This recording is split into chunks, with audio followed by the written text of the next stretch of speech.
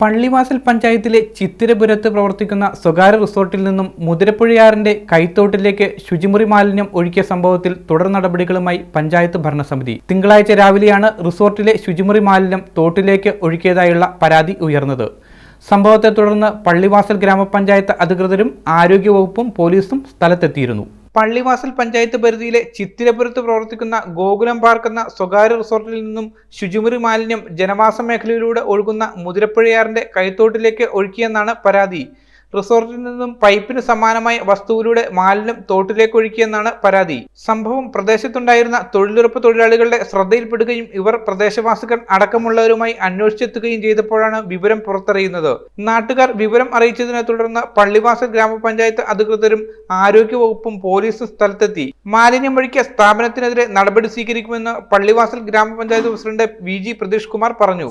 ചിത്രപുരത്ത് പ്രവർത്തിക്കുന്ന ഗോകുലം പാർക്ക് എന്ന് പറയുന്ന റിസോർട്ടിൽ നിന്നും ഇന്ന് രാവിലെ 9:30 ശേഷം സെപ്റ്റിക് ടാങ്കിൽ നിന്നുള്ള മാലിന്യം നേരിട്ട് തന്നെ ഇവിടെ നിന്നും പവർ ഹൗസ് ഭാഗത്തേക്ക് ഒഴുകുന്ന തോട്ടിൽ അവർ നേരിട്ട് തന്നെ തുറന്നു വിടുകയും ഇതുമായി ബന്ധപ്പെട്ട് പരാതി അവിടുത്തെ നിവാസികളുടെ ഇടയിൽ നിന്നും പരാതി വരികയും അടിയന്തരമായി തന്നെ പഞ്ചായത്തും അതുപോലെ തന്നെ ആരോഗ്യവകുപ്പും ഈ റിസോർട്ടിൽ എത്തി ഇവിടെ വരികയും ഈ കാര്യങ്ങളെല്ലാം തന്നെ നേരിട്ട് കണ്ട് മനസ്സിലാക്കി പോലീസിനെയും അറിയിച്ചിട്ടുണ്ട്.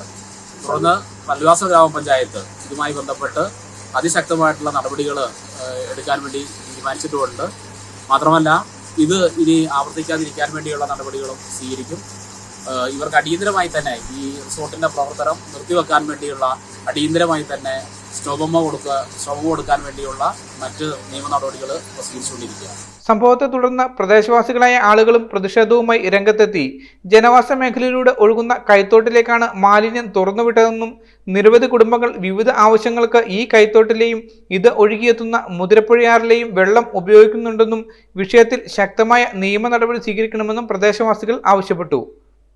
News bureau, Idukki. Al-Azhar Group of Institutions, 16 institutions offering 56 plus programs, serving 7,000 plus students.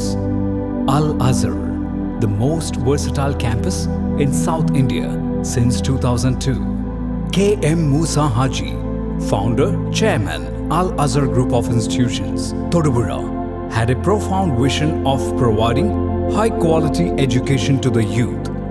He wished to elevate the underprivileged and minority communities of the Idukki district by offering exceptional educational facilities.